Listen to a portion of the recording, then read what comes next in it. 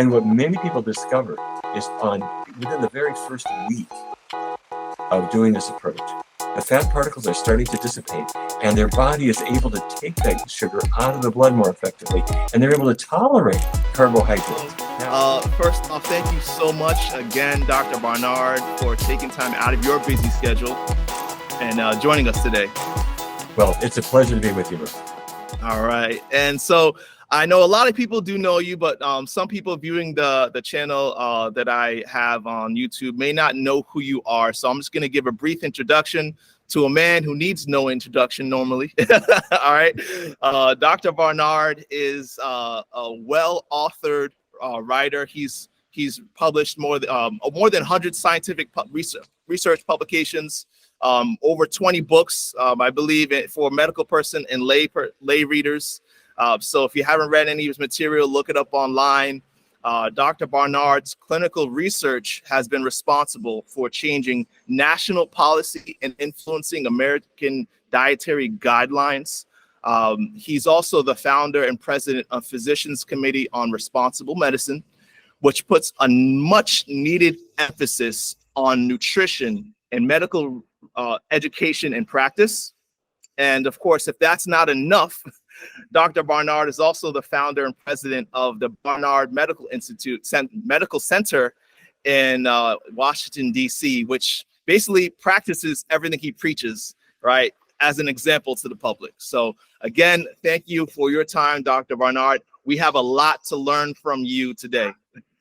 Well, great. It's great to be here, Bertus. All right. So just to start off, okay, obviously this is a channel that we talk about diabetes. That's hence the name Diabetes 180, right?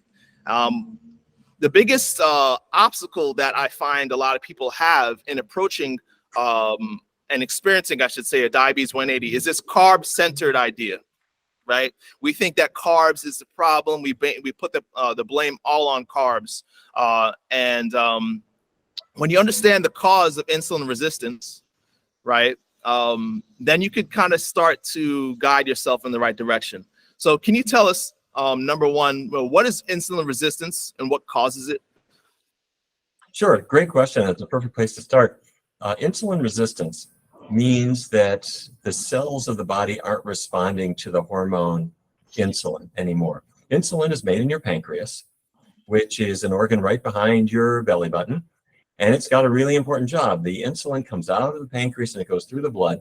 And it's just like a little microscopic key that attaches to the surface of muscle cells, like the muscles of your shoulders or your arms or your legs. And when the key, the insulin, attaches to the surface of the cell, it opens that cell membrane up to allow glucose to get inside. That's the simple sugar that's your body's favorite fuel, if I can put it that way. Yeah. So if your pancreas is not making insulin, then that key isn't there to open up the cell, and the glucose builds up in the blood instead of getting into the cell where it can do some good.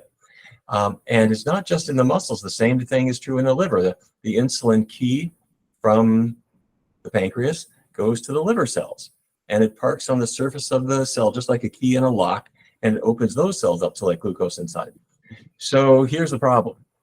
For some people, that insulin key, if you will, arrives at the muscle cell, and it doesn't work. The cell is resistant to it. There's insulin there. There might be a lot of insulin there, but the cell's not opening up. And so what that means is that the glucose builds up and builds up and builds up in the blood instead of getting into the cell where it can be used as fuel. And until recently, people just thought, well, I guess you're just insulin resistant and who knows why. So don't eat sugar and don't eat anything that turns to sugar because it'll put too much sugar into your system. And people would give insulin or other medications to try to counter it. Well, we now know what's causing the insulin resistance. And what's causing it is something that you find on a scan, a magnetic resonance spectroscopy scan. You look inside those muscle cells, and what you find is amazing. Little microscopic fat particles have built up inside the muscle cell. And I don't mean fat around your waistline or fat on your thighs or your hips. I mean microscopic particles of fat inside the muscles. And as they have built up inside the muscles, the insulin key can't work anymore because that cell is filled with all this fat. So then the next question is, where the heck did all that fat come from? Mhm. And those fat particles came from food. So let's say a person has a burger covered with cheese.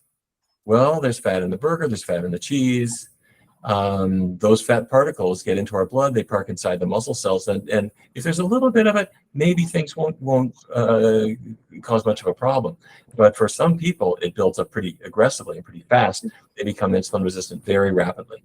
So the bad news is that this is really common. If you could go into any high school, you could take kids of 15 and 16, and if you put them in an MR scanner and you looked inside their muscle cells, you would find these fat particles are building up right now from the chicken nuggets and pepperoni pizza they're eating. And they're already insulin resistant. They don't have diabetes for the most part at that point. But pediatricians are seeing high blood sugar that's going to turn into diabetes when they get into their 20s, 30s, 40s. So that's insulin resistance. Insulin resistance is the cell not responding to insulin so that it won't accept sugar anymore, and it's caused by fat in the foods that we're eating. Very concise explanation. Thank you so much. So that leads us to the next question, and you've done a lot of research. I want to take advantage of your experience here. So everyone wants to know, okay, so what do I do now? What's the best diet to reverse this problem that I've caused over the years? Can you share your experience? Yeah, it's exactly the opposite of what most people have done. And you can understand why people did this. People thought, well, anything I eat makes my blood sugar go up. If I eat a banana, the natural sugars that are in the banana will make my blood sugar go up. If I eat a piece of bread, my blood sugar will go up. So the old-fashioned approach said, well, don't eat any of those things. But we realized, and many other teams realized, you should be able to eat those. Why is it that those natural sugars can't get into your cells and be metabolized normally?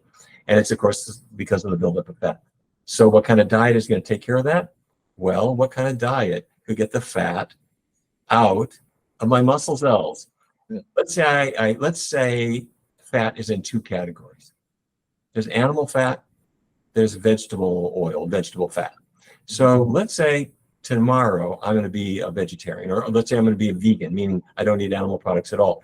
I have suddenly eliminated every bit of animal fat from my diet. Wow, cool, great. And what if I also keep oils really, really low? So I'm not eating French fries dripping with grease. I'm not pouring oil all over my salad. What if I keep oil to a minimum? Now there's not much of any kind of fat. And our team and many others have shown that these fat particles inside the muscle cells will start to dissipate. They'll start to go away as soon as you get these fatty foods out of your diet. Now, people are afraid to do that because they think, wait a minute, you mean, so I'm going to not eat animal products, I'm going to not eat oily things, but it's okay for me to eat rice and bananas and bread and beans and pasta. Think, oh my God, I'm afraid of these foods. Say, wait, just give it a try. And what many people discover is within the very first week of doing this approach, the fat particles are starting to dissipate, and their body is able to take that sugar out of the blood more effectively, and they're able to tolerate carbohydrates. Now, it takes time to get there because let's face it, our bodies have been beaten up a little bit. But the best diet for tackling insulin resistance avoids the animal products. That gets rid of all the animal fat, and we're going to keep the oils really low too. Great.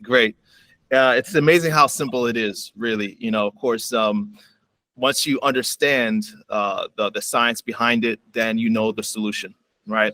So that being said, why do you think so many, and you rub shoulders with a lot of medical professionals, I'm sure. Why do so many medical professionals still emphasize low carb diets for their patients who are diabetic, do you think? It's a funny thing. The materials that you and I have been talking about, the research that we've done, starting in 2003, the National Institutes of Health funded our research to test a low-fat, completely plant-based diet. And it proved to be 3 times better than the best current diet. And the results were published by the American Diabetes Association. They were presented at the ADA meetings. Nonetheless, despite the fact that this all began 20 years ago, or even before that, and it's clearly true, there are some people who haven't quite caught up with it for some reason. And so I think people are kind of sticking to the in some cases. I mean, many doctors do know about what we're doing and are using it now, let's face it. But there are some who are kind of stuck in the past. And it is true that if you take a person and you put them on a diet with no carbohydrate in them, their blood sugar will come down because they're not eating any carbohydrate. But the fact of the matter is they're not going to get particularly healthy. And their body should be able to eat carbohydrates, the healthy carbohydrate foods. I'm talking about fruits and beans, starchy vegetables, and these kinds of things. We should be able to bring those into our diet. And regrettably, that when people go on a low-carb diet, they very often are emphasizing exactly the most dangerous foods. They're saying, well, there's no carbohydrate in meat, so have meat. Wait a minute. There's cholesterol and saturated fat in that meat. And what does a person with diabetes die of? They don't die of a high blood sugar or a low blood sugar, usually. They die of cardiovascular disease. So you don't want a drop of cholesterol in your food. You don't want a drop of animal fat in your food because you want to baby those arteries to the extent you can. And that means getting away from the animal products. So it sounds like we could still be hopeful that this research that we're seeing will catch up, right? And I should say the medical professionals of the future might change in their approach based on research and sound evidence that we have today. Many already have, but there are still some who are a bit on the old-fashioned side, and also there are many who are unfortunately so wedded to medicines that they haven't really given diet much of a try. Don't get me wrong, there is a role for medication, an important role, but there are many people who, if they could really plug in the right kind of diet, the diet that addresses the real problem that they've got in their muscle and liver cells, they would do so much better, I have to say. Yes. Something you said sparked another question. You said the healthy carbs, right? And so, this definitely differentiates between sugar, right, or highly refined carbs.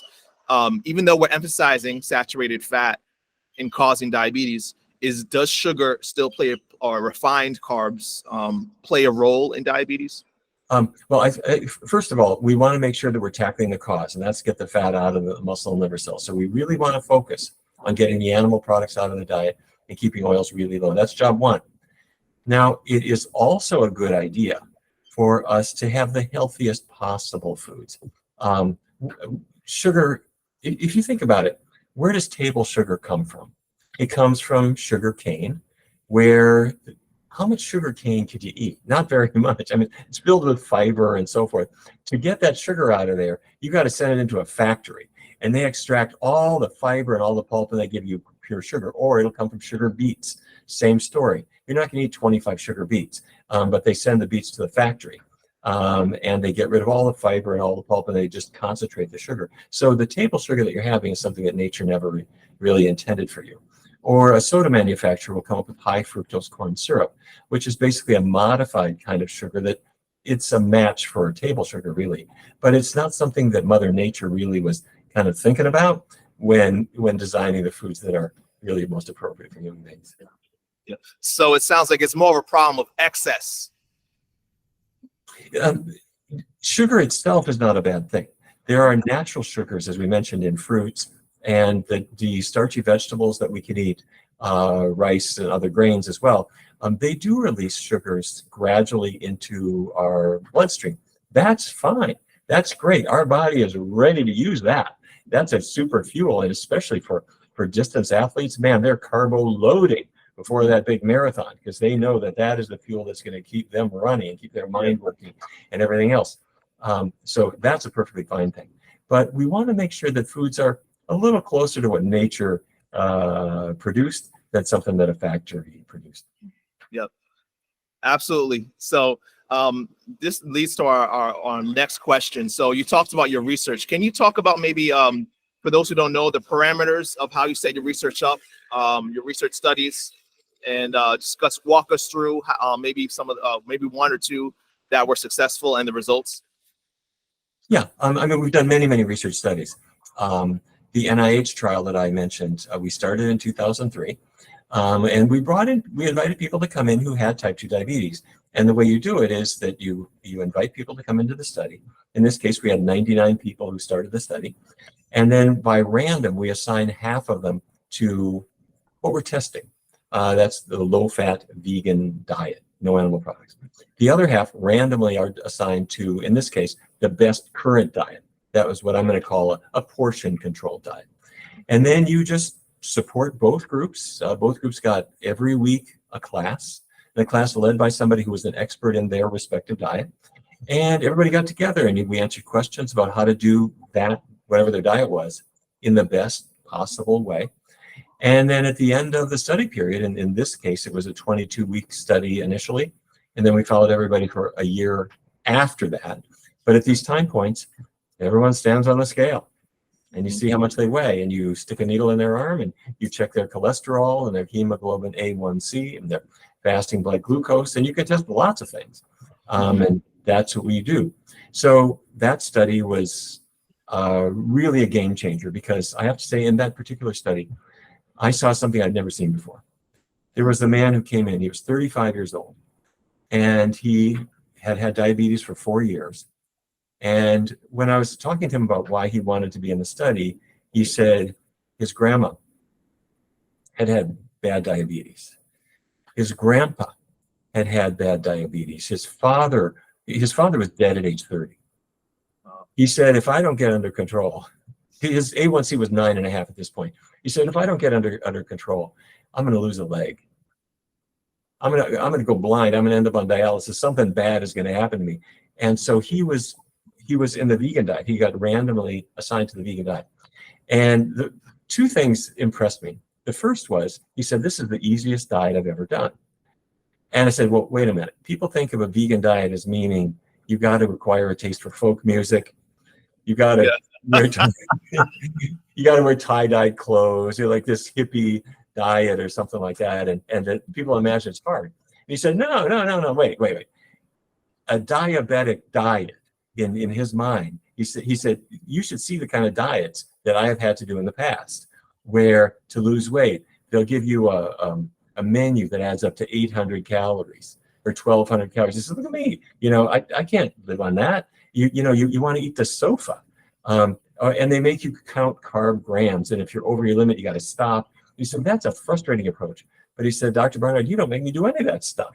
You just tell me if I'm eating spaghetti, instead of meat sauce on the spaghetti, I put a tomato sauce. Or instead of meat chili, I have bean chili. You don't tell me how much to eat. You don't tell me how many calories. You don't make me count carbohydrates. You don't make me do any of that. You allow me to eat until I'm done eating.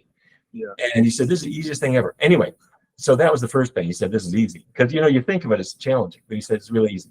The second thing that happened was, as time went on, he lost about 60 pounds over about a year's time. And his outside physician was tracking his blood sugar. And he said, you got to stop your medications. They stopped his diabetes medications. And when we checked his A1C after a year, it was 5.3. So wow.